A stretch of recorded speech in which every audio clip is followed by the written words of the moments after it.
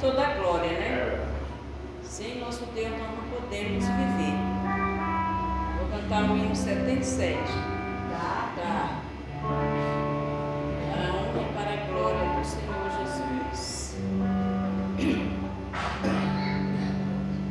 Quero neste mundo ser um vencedor.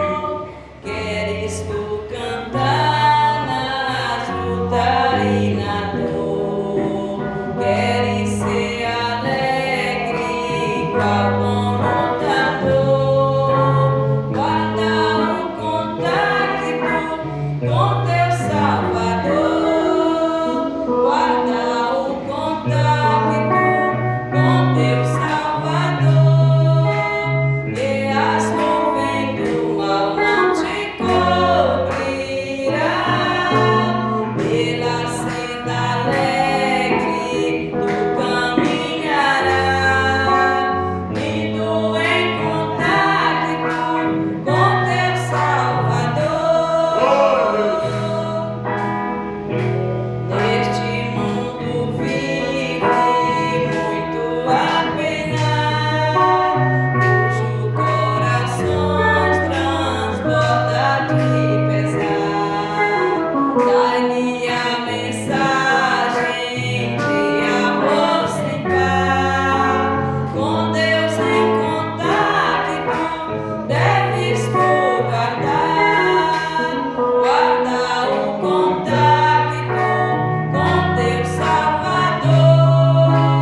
E as nuvens do mal não te cobrirão. Pela senda alegre tu caminharás, indo em contato com teu Salvador.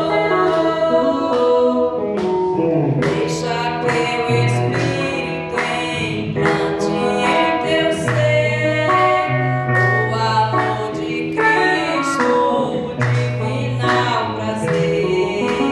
Quere neste mundo todo mal vencer.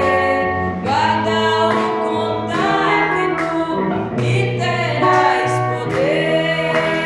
Guarda o contato com teu Salvador. E as nuvens do mal não te cobrirão. Pela senda alegre tu caminharás, indo em contato com teu Salvador. Amém, Jesus. Amém, amém. Graças a Deus. Louvado seja o nome do Senhor Jesus. Guarda o contato, né? Amém.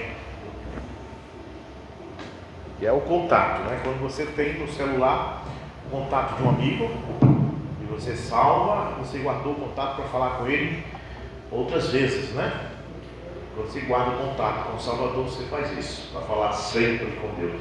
Irmão, eu queria que você fizesse uma oração e depois você canta um hino, pode ser? Vamos ouvir, irmão, vamos orar junto com o irmão, né? Deus abençoe mais uma vez. Vamos orar. Senhor Jesus, muito obrigado, meu Pai, por cada pessoa que hoje, mesmo nesse tempo de chuva, mesmo com suas dificuldades, tem pessoas aqui que estão Amém. gripadas, tem pessoas aqui que estão quase sem forças, mas mesmo assim encontram Verdade. forças em Ti para que possa estar aqui fazendo presente. São poucas pessoas, mas Tu sabes o porquê de tão pouca gente aqui dentro da igreja. Muitos não querem compromisso com a Tua palavra, mas esses que estão aqui, sim, esses querem compromisso com a Tua palavra. Então, Senhor, abençoa cada pessoa que veio aqui hoje te adorar e te agradecer, porque só Tu merece toda a adoração. Muito obrigado, em Amém. nome de Jesus Cristo, Teu Filho amado. Glória a Amém. Deus. Aleluia. Bom, vamos louvar com mais um hino. Espírito Santo.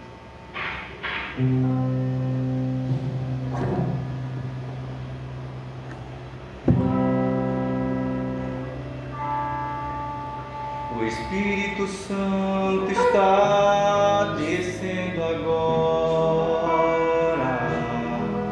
derramando tanta paz nossos corações. O Espírito Santo sempre nos acalma. Os momentos que passamos pelas provações, o Espírito Santo é tão maravilhoso que renova a sua vida. Basta você crer, seu poder é tão divino e precioso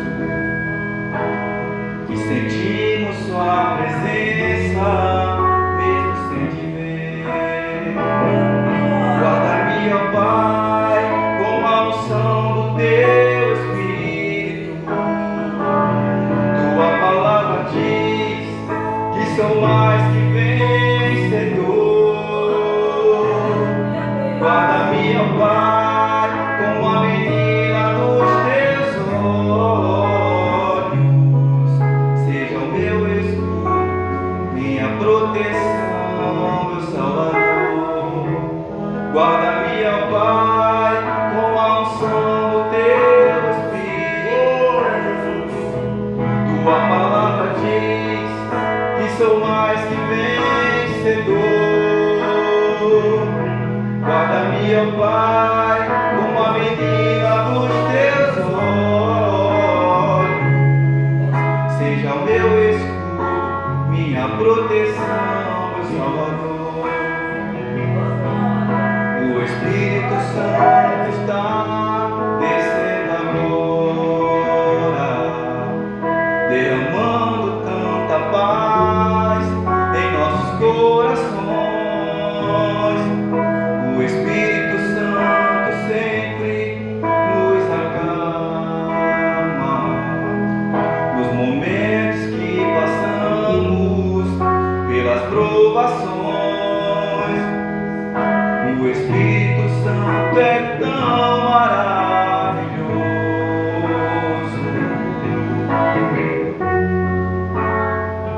Basta você crer,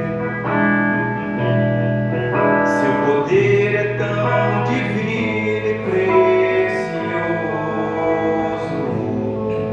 que sentimos sua presença mesmo sem te ver. Guarda-me, ó Pai, com a unção do teu Espírito. Tua palavra diz que sou mais que vencedor. Guarda-me, ó Pai, como a menina dos teus olhos. Seja o meu escudo, minha proteção, meu Salvador. Guarda-me, ó Pai, com a unção do teu Espírito. Tua palavra diz que sou mais que vencedor.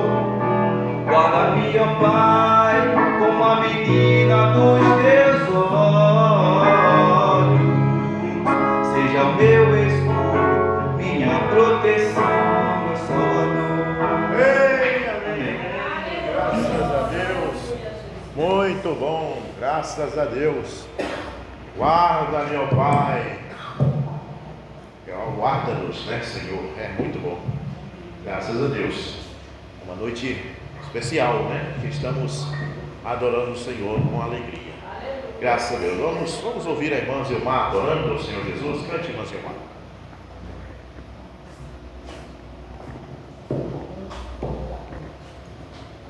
Glória a Deus. Boa noite com Jesus Cristo. Uma coisa boa. Pode chegar fraca aqui, mas quando sai vai fortalecido, porque a alma enriquece com os cânticos dele, com as coisas boas dessa. Amém. E eu vou entoar da harpa cristã. Quem tiver e puder acompanhar, 409.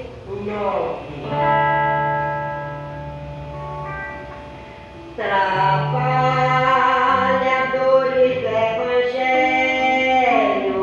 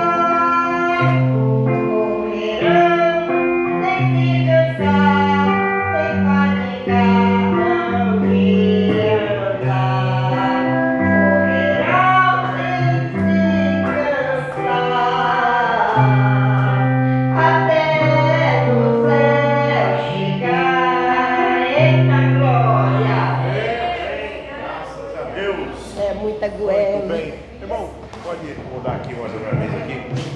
Graças a Deus, muito bem. Graças a Deus, que bom, né? A irmã Maria Cleide está aqui também conosco, que estava fazendo um tratamento, né? E nós vamos orar para que dê tudo certo, para que a irmã possa mais perto, ser restaurado, porque é uma coisa boa você, mais para perto, irmão, você poder viver aqui, tá bom, e ter saúde, né? Saúde é importante.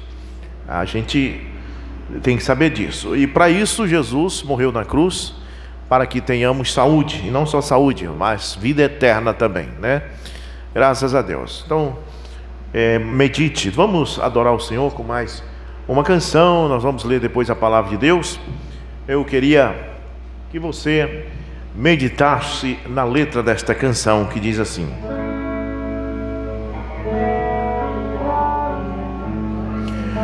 enquanto meu barco parece naufragar, a tempestade sopra, enfurecendo o mar.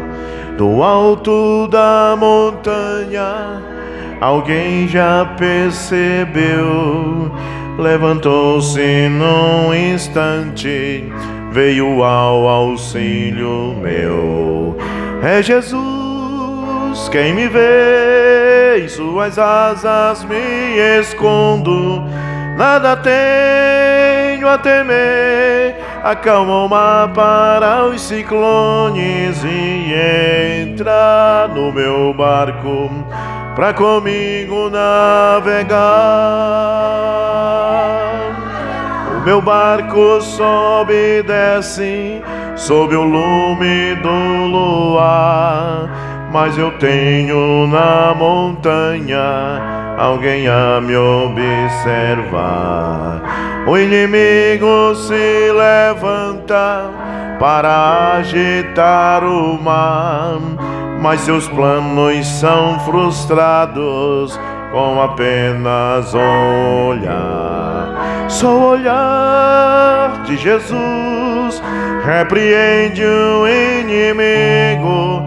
Só o olhar de Jesus mostra que Ele está comigo e vai acalmar o vento e a fúria do mar.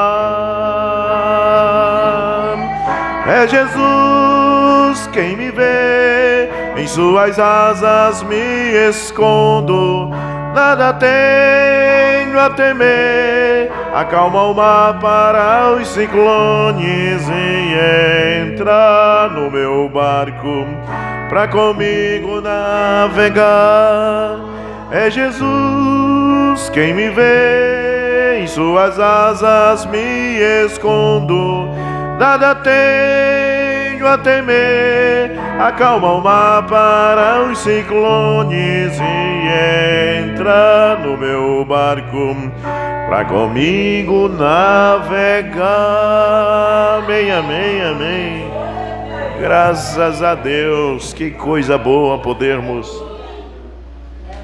adorá-lo na beleza da sua santidade, né? Vamos ler uma escritura. Deus possa nos dar uma palavra. Nosso irmão Machado vai estar bom, se Deus quiser, na próxima vez, e vai poder, né, trazer aquela palavra que Deus sempre dá aos seus servos. Eu quero ler Hebreus capítulo 8. É noite de Santa Ceia. Vocês vão poder comer o pão e beber o vinho, lembrando do Senhor, né? Graças a Deus. Depois nós vamos orar e vamos para casa, levando no coração a certeza de que Ele está conosco. Romanos, ou melhor, Hebreus, a principal de Hebreus, capítulo 8.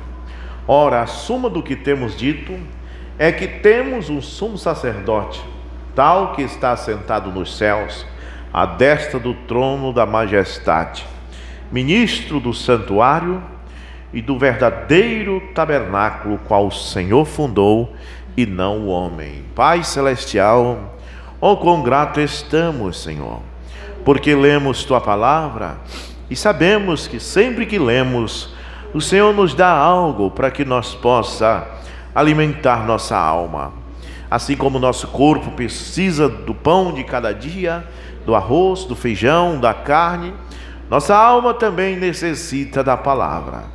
Pois aquele que não ouve Tua palavra, ele não permanece vivo na vida espiritual.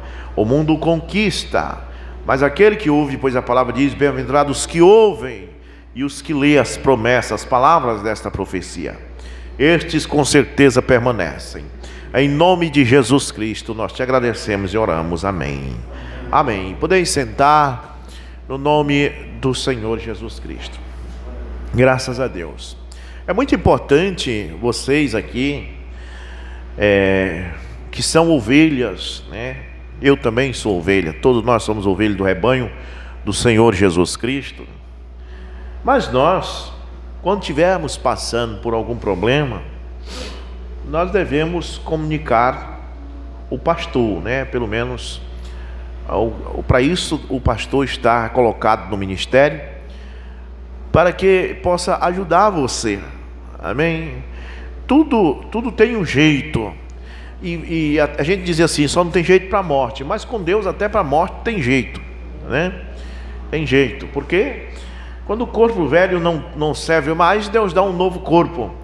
Paulo disse que se esse tabernáculo se desfizer, temos outro esperando. E às vezes as pessoas se afastam, por falta de conhecer, de entendimento da palavra de Deus. Eu vou dar um exemplo aqui no caso da irmã Fátima, né?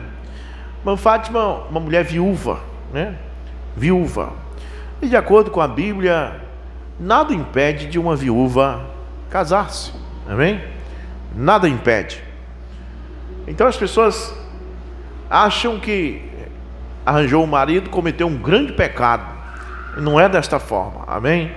Arranjar marido não é um pecado desta forma, arranjar uma esposa não é pecado, só não é certo arranjar de qualquer jeito, tem que ser do jeito da palavra, amém?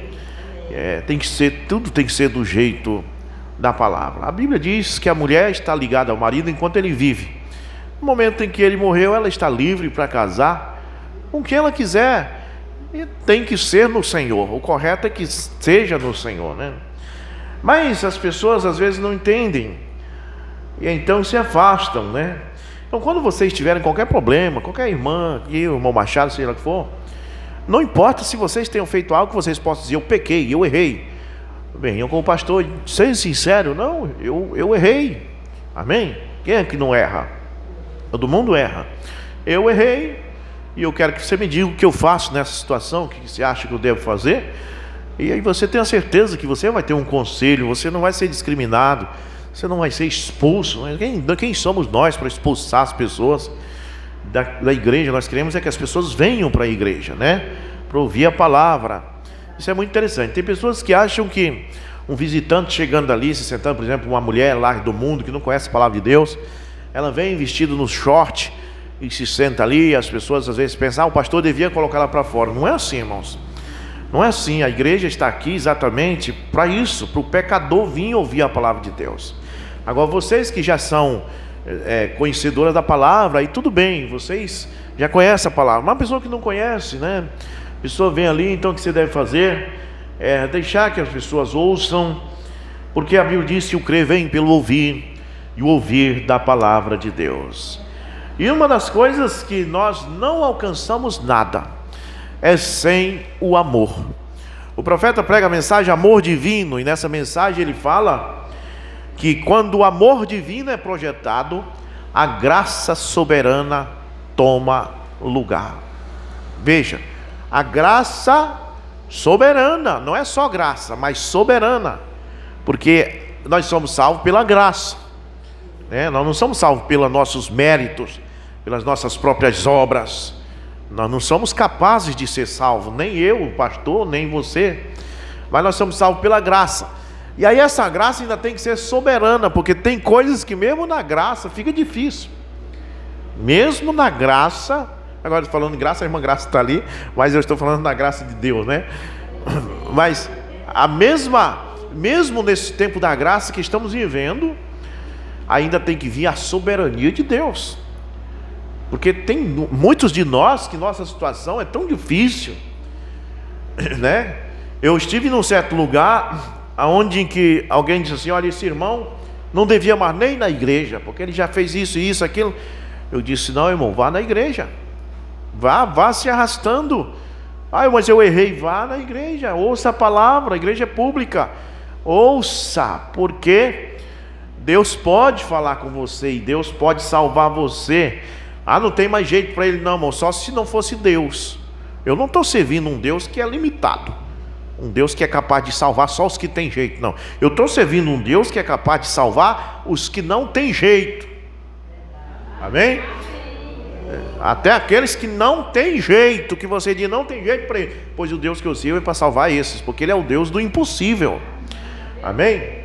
Então tem que ser a graça soberana, porque tem casos que tem que entrar a soberania de Deus, né? Nós encontramos essa questão de casamento e divórcio. As pessoas levam isso ao pé da letra. E o irmão Branham não entende, eles não entendem que o irmão Branham tinha que pregar desta forma, porque aquilo é a verdade. Mas o irmão Branham, ele tinha misericórdia, ele não tinha só a palavra, o juízo, a justiça de Deus, que tem que ter. Temos que pregar a justiça de Deus, só que nós também temos que pregar, tem que saber e tem que ter misericórdia. Amém? Misericórdia. Graças a Deus. Então, casar-se a segunda vez, ainda o marido estando vivo ou a esposa, a mensagem de casamento de divórcio mostra pela Bíblia que isso está errado. No entanto, o filho do irmão Branham, o Billy Paul, casou-se a segunda vez. Ele casou a primeira vez, não deu certo com a esposa, e aí ele casou-se de novo. Mas o irmão Branham não cria que o filho dele ia para o inferno por causa disso, não. Amém? Ele só dizia que estava errado. Ele só dizia: está errado, não está certo. Mas agora, seu filho vai para o inferno? Aí não. Não é isso, né? Então você precisa entender, e eu preciso entender, que tem coisas na vida que nós falhamos, e aquilo Deus vai nos punir porque falhamos. É claro que Ele é Deus, Ele é Pai, e Ele nos pune pelos erros que nós praticamos. Mas só que Ele não quer nos perder, não é assim não. Se você achar que está perdido, né? É como você passa o semáforo, o sinal vermelho no seu carro, aí a lei diz que não pode passar, mas se você passar, você vai morrer por causa disso? Não, você passou, amém? Você apenas cometeu uma infração, você errou. Não é certo você ficar dizendo que passou o sinal e está certo, não. Aí que está errado. Porque tem pessoas que erram e dizem: não, eu errei, não, está certo. Não, errou, vamos ser sinceros. Agora só não vai para o inferno por causa disso, porque existe um Deus, existe um sacerdote que é Jesus Cristo, que está sentado à destra de Deus para nos perdoar. Apóstolo João diz que se o teu coração te condena, você vai dormir à noite lá dentro de você, porque às vezes o seu vizinho está às vezes te condenando, seu irmão, até o irmão da igreja está dizendo: você não tem mais nada para você não, você não se salva mais. Mas às vezes você mesmo está se condenando, tem isso, irmão Ivan.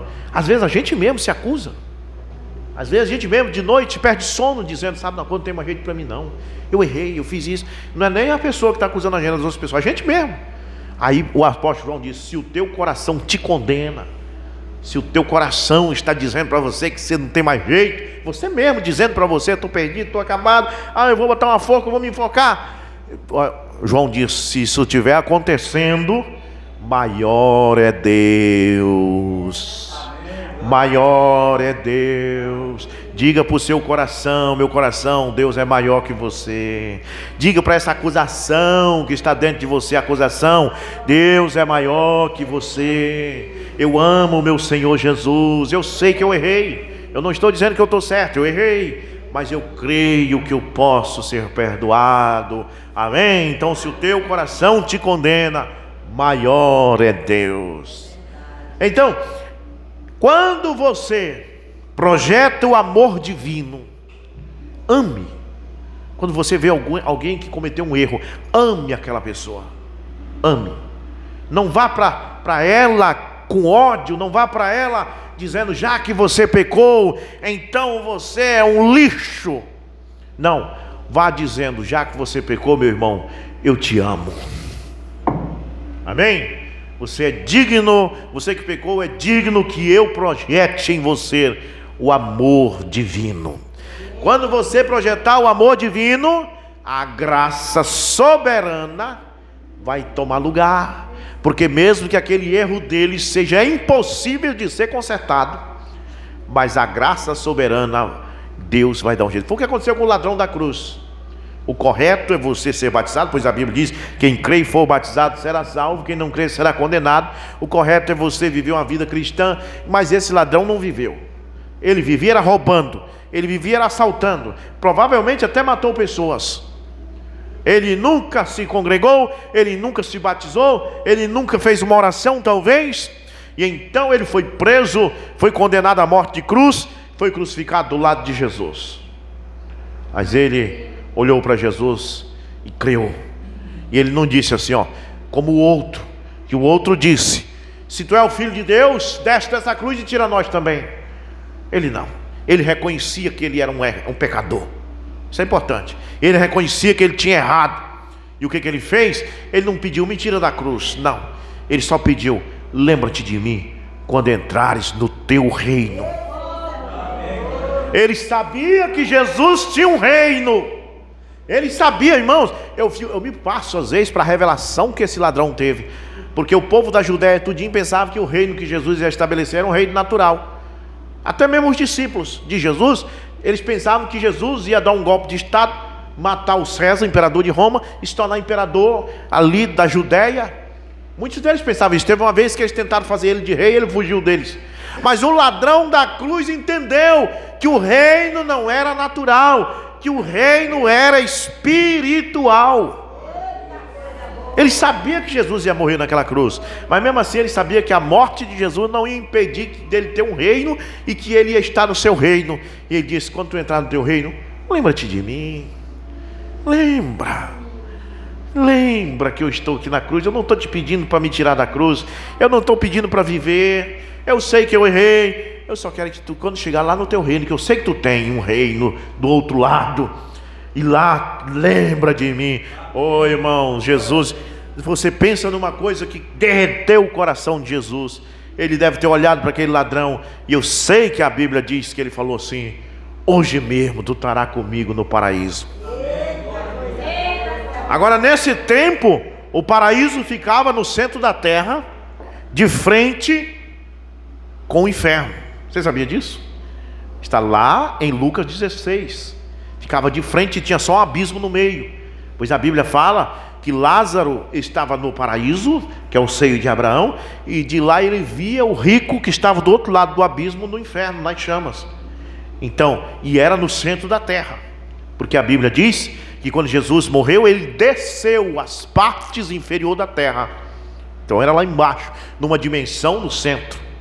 Então, quando Jesus desceu lá no paraíso, para ir buscar as pessoas que estavam no paraíso, os santos do Velho Testamento, para ressuscitá-los e trazer para essa dimensão, para depois levar para a sexta dimensão, quando ele foi lá, ele levou o ladrão com ele.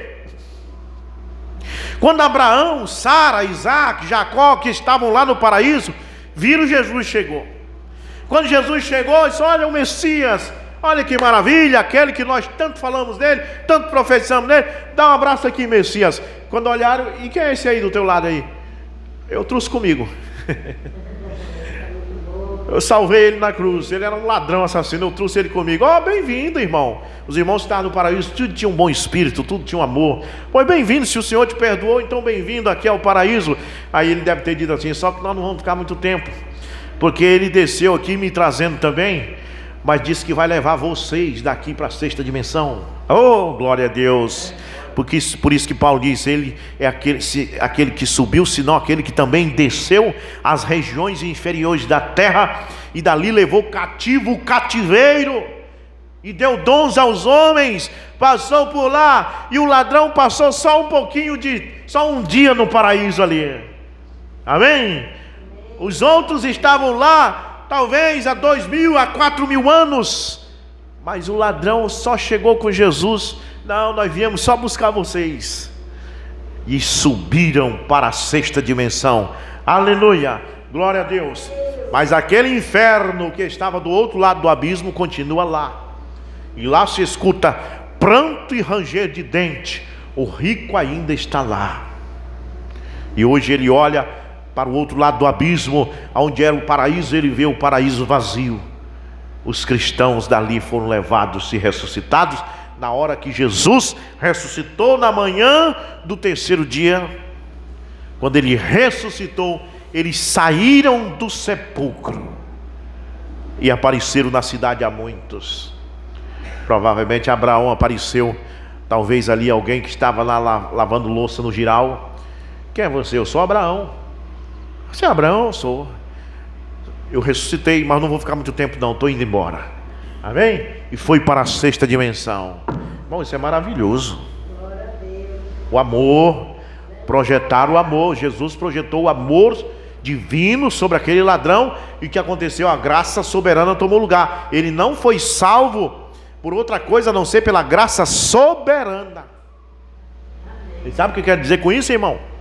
É que o correto é batizar-se, viver uma vida cristã até o dia da morte, mas Deus é soberano, e Ele disse: no teu caso não tem mais jeito, não tem como tu batizar, então eu te salvo mesmo assim.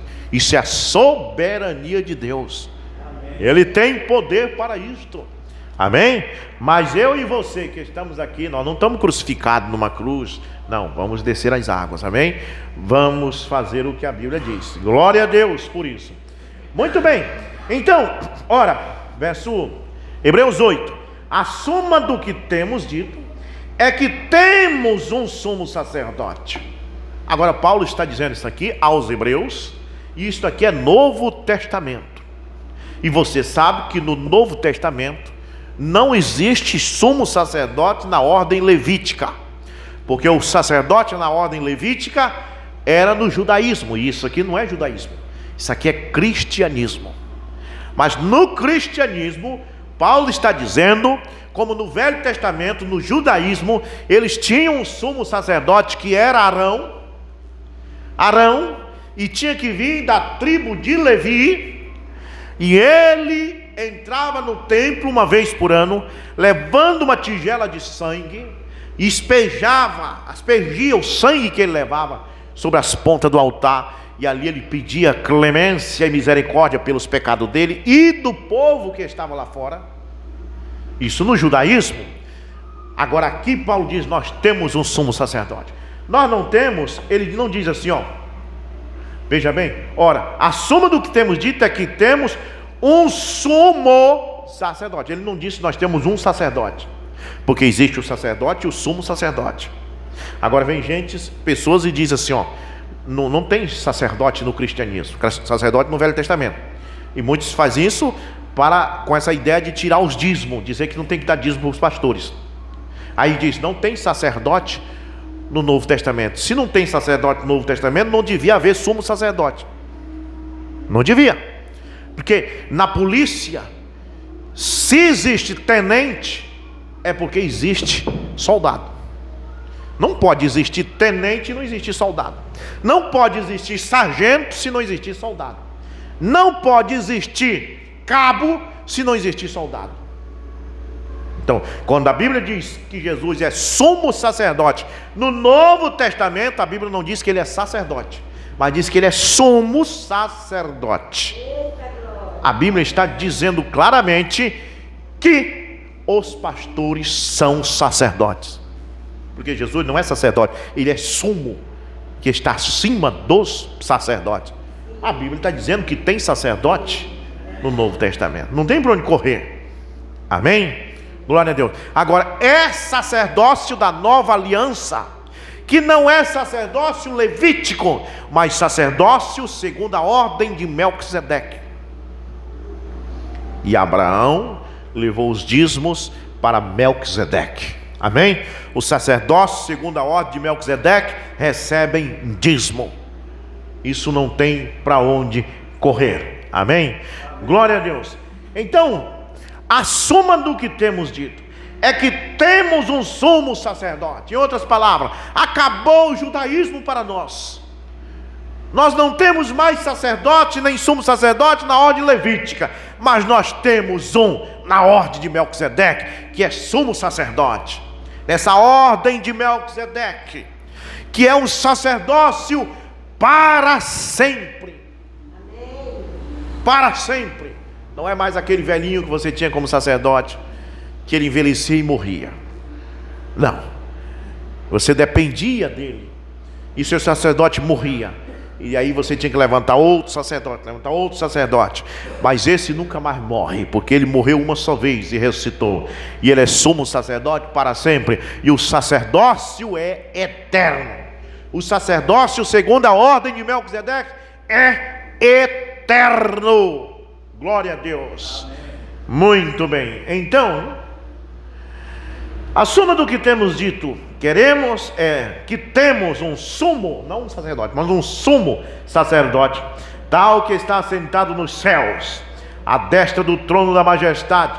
Agora veja bem, ministro do santuário e do verdadeiro tabernáculo, porque no Velho Testamento Moisés tinha Arão como sacerdote e um tabernáculo feito de pele, mas agora tem Jesus como sumo sacerdote. E o tabernáculo, veja bem o que eu vou dizer para você, porque as pessoas dizem assim, o tabernáculo de Deus é o corpo de Jesus. Na Judéia foi, mas agora é você e eu, porque o corpo de Cristo hoje é o tabernáculo de Deus. E o corpo de Cristo não é mais um homem, o corpo de Cristo é a noiva de Jesus Cristo, a igreja de Jesus Cristo é o corpo. Então a igreja é o tabernáculo. Ele está como sumo sacerdote neste tabernáculo que somos nós.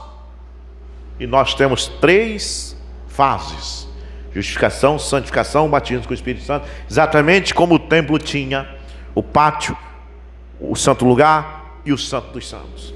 E lá dentro do santo dos santos, que é a nossa alma, está Deus. Se é que você tem o novo nascimento, o batismo do Espírito Santo, ele está no seu terceiro compartimento. O primeiro compartimento seu é o corpo de fora. O segundo compartimento seu é o seu espírito. E o terceiro compartimento seu é a sua alma. E é lá na alma que está Deus. Deus não está no espírito e Deus não está no corpo de fora. Sabia disso? Por isso que o seu corpo e o meu corpo estão envelhecendo, porque são corruptíveis. Mas ele está lá na alma. E este corpo de fora está envelhecendo, esse corpo de fora adoece, e você clama pelo Senhor, Ele cura você. Aí às vezes vem outra enfermidade, e aí uma batalha constante enquanto você está nesse tabernáculo de carne. A noiva de Jesus Cristo é o templo de Deus, e tem 3 compartimentos. E na alma, que é o propiciatório de Deus, Ele está lá dentro, se é que você tem o novo nascimento. Eu creio que tem. Então esse tabernáculo é o tabernáculo que Deus fez e não o homem. A denominação é o tabernáculo que o homem fez, porque qualquer coisa que não tem o batismo do Espírito Santo é feito pelo homem. Mas eu digo uma coisa para você: uma noiva que não foi feita pelo homem, uma noiva que não veio de curso de teologia, uma noiva que veio da palavra de Deus, é um tabernáculo que não é feito pelo homem. E é por isso que perguntam muitas pessoas: de onde você tira essas pregações? Eu não fiz nenhum curso de teologia. De onde eu tiro? Eu tiro de Deus. Amém. Então, se eu tiro de Deus, este é um tabernáculo que não é feito pelo homem. Se eles tiram da sabedoria deles, se eles tiram do curso deles, então eles tiraram de um tabernáculo feito pelo homem, do intelecto do homem. Mas nós tiramos de Deus, e Ele está na nossa alma. É por isso que Ele não mandou anjos para pregar o Evangelho. Ele quis homens pregando, porque na alma do homem Ele pode habitar. Quando Ele habita lá dentro da sua alma e o homem sobe no púlpito, pode ter certeza que é Deus que vai falar e não o homem. Se Ele habita na sua alma, se Ele habita na sua alma e você sobe no púlpito para cantar, pode ter certeza que quem vai cantar é Deus e não o homem. Este é o tabernáculo que Deus fez e não o homem. Então muitas pessoas dizem: não, o tabernáculo é o corpo de Jesus. Na Judéia foi, porque primeiramente vem num homem, vem um em um. E Ele disse que naquele dia vocês saberão que eu estou em meu Pai, e vós em mim, e eu em vós. Essa é a terceira fase da consolação. A primeira fase da consolação era Deus sozinho no universo invisível, ninguém podia ver. A segunda fase da consolação era Deus em seu Filho Jesus na Judéia. Mas a terceira fase é Jesus e Deus no seu povo. É o que a Bíblia diz. Então no Velho Testamento, o tabernáculo de Deus era aquele templo que Moisés fez lá, um templo literal de pele. No Novo Testamento, na Judéia, o tabernáculo de Deus era o corpo de Jesus Cristo andando nas ruas da Judéia. E hoje o tabernáculo de Deus é a igreja, é a noiva, você e eu, nós somos. Por isso a Bíblia diz: não entristeçais o Espírito Santo, dos quais vocês estão selados até o dia da redenção, porque o vosso corpo é o quê? É o templo onde habita o Espírito Santo. Isso é que é templo, irmãos. Glória a Deus. Deus não habita em templo feito pelo homem. Deus habita em templo feito por Ele mesmo. E a noiva não é um templo feito por teologia. A noiva é um templo feito por Deus. Glória a Deus, pense nisso. O seu cristianismo, a sua vida cristã não foi feita por homem. Sua vida cristã foi feita mediante um novo nascimento, então foi Deus que fez. Você não é um templo feito por homem. Glória a Deus. Vamos lá, já para a ceia, tá bom? Porque todo sumo sacerdote é constituído para oferecer dons e sacrifícios pelo que era necessário, que este também tivesse alguma coisa que oferecer. Ora, se ele estivesse na terra, nem tão pouco sacerdote seria, havendo ainda sacerdote que oferecem dons segundo a lei, os quais servem de exemplar e sombra das coisas celestiais, como Moisés divinamente foi avisado, estando já para acabar o tabernáculo, aquele tabernáculo literal de pele que ele estava fazendo, porque foi dito: olha, faze tudo conforme o modelo que no monte te mostrou. Mas agora alcançou ele ministério tanto mais excelente, quanto é mediador de um melhor concerto, que está confirmado em melhores promessas. Porque se aquele primeiro fora irrepreensível, nunca se teria buscado lugar para o segundo. Se aquele tabernáculo de pele que foi feito lá no deserto, no Velho Testamento, se não tivesse nenhum erro ali, se tivesse tudo certinho, não seria necessário levantar um segundo tabernáculo, que foi Cristo. Mas Deus levantou Cristo porque aquele lá falhou. As pessoas não conseguiram guardar a lei. Até mesmo Davi, que a Bíblia diz que era um homem segundo o coração de Deus, ele adulterou. Ele não conseguiu guardar a lei. Todos eles, aquelas mulheres, aqueles homens, quebraram a lei por mais que eles tentaram viver correto. Então, aquilo não foi irrepreensível, aquilo tinha falhas. Então Deus levanta um segundo tabernáculo, que é Cristo. E esse tabernáculo disse: naquele dia vocês serão o tabernáculo. Então eu e você somos o terceiro templo de Deus. Tenha fé nisso, creia nisso, não desanima não. Amém? Quando você estiver na situação mais triste possível, não fique: o pastor não gosta de mim, o irmão fulano não gosta de mim, a irmã não gosta. Se o seu pastor não gostar de você, Jesus gosta. Amém? Pois pode ter certeza nisso. Se o seu irmão não gostar de você, Jesus te ama. Tenha certeza. Aí você lembra: mas Jesus me ama. Aí você vê um sorriso no rosto. Amém? Você tem o direito de dizer: ninguém gosta de mim. Tá, ninguém, só que tem um que gosta, de Jesus. Ele te ama, tenha certeza nisso. Uma vez um leproso chegou para ele. O homem era leproso. E o homem chegou para ele e disse: mestre, se tu quiseres, tu pode me curar. Você pensa que ele disse assim: eu não quero não, eu não vou te curar não, sai daqui, eu não quero te ver na minha frente. Jesus disse: eu quero. Ele sempre vai querer. Se você chegar para Jesus hoje à noite em oração e disser: Senhor, se tu quiseres, tu pode me tirar desse problema, Ele vai dizer no seu ouvido: eu quero te tirar desse problema. Senhor, se tu quiseres, tu pode tirar de mim essa dor, esse problema nos olhos, esse problema no estômago, esse problema, se tu quiser, tu pode tirar. Ele vai te dizer: eu quero tirar. Ele nunca vai negar isto, porque a Bíblia diz que ele não pode negar a si mesmo. Amém? Então, tenha certeza nisso. Procure o seu sumo sacerdote esta noite, Jesus Cristo. Fale com ele. Fale com sinceridade. Não esconda nada dele, porque ele sabe toda a sua vida.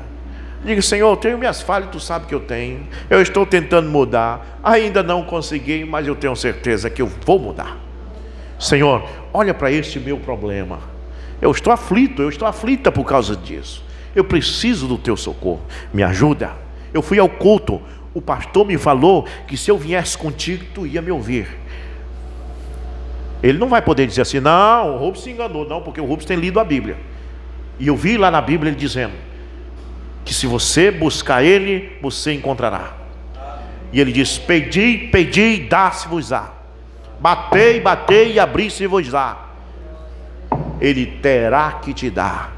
Ele conta aquela parábola da mulher que tinham tomado as terras dela, lá em Lucas 18.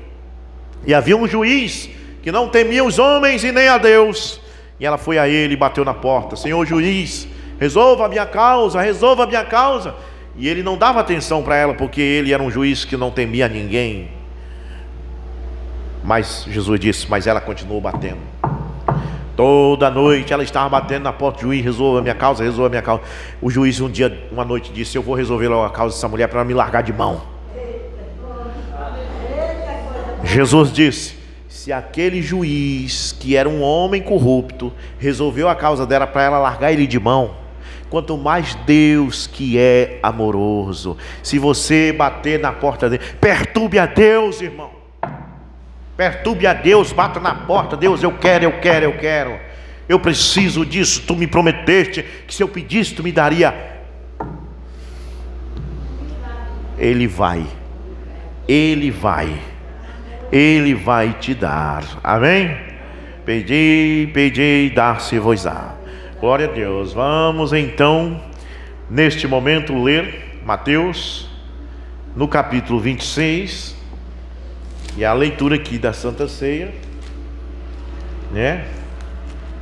26, o verso também 26, que diz: quando comiam, Jesus tomou o pão e, abençoando, partiu e deu aos discípulos. E disse: tomai e comei, este é o meu corpo. E tomando o cálice e dando graça, deu-lhe todos, dizendo: bebei todos dele, porque isso é o meu sangue, o sangue do Novo Testamento, que é derramado por muitos para a remissão dos pecados. E digo-vos que desde agora não bebereis deste fruto da vide, até aquele dia em que bebo de novo convosco no reino de meu Pai. Tendo cantado o hino, saíram para o Monte das Oliveiras. Agora São João, no capítulo 13, e no versículo 4, veja o que diz. Aproximou-se, verso 4, levantou-se da ceia, tirou os seus vestidos e, tomando uma toalha, cingiu. Depois deitou água numa bacia e começou a lavar os pés dos discípulos e enxugá-los com a toalha com que se cingia. Aproximou-se de Simão Pedro, que lhe disse: Senhor, tu lavas meus pés a mim? Respondeu Jesus e disse-lhe: o que eu faço não sabes tu agora, mas tu saberás depois. Disse-lhes Pedro: nunca me lavará os pés. Respondeu-lhe Jesus: se eu não lavar, tu não tens parte comigo. Disse-lhe Simão Pedro: Senhor, não só os meus pés, mas também minhas mãos e minha cabeça.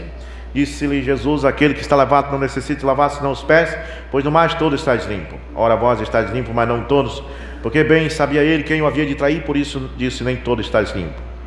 Depois que ele lavou os pés e tomou suas vestes, se assentou outra vez à mesa, disse-lhe: entendeis o que vos tenho feito? Vós me chamais mestre, Senhor, e dizeis bem, porque eu sou.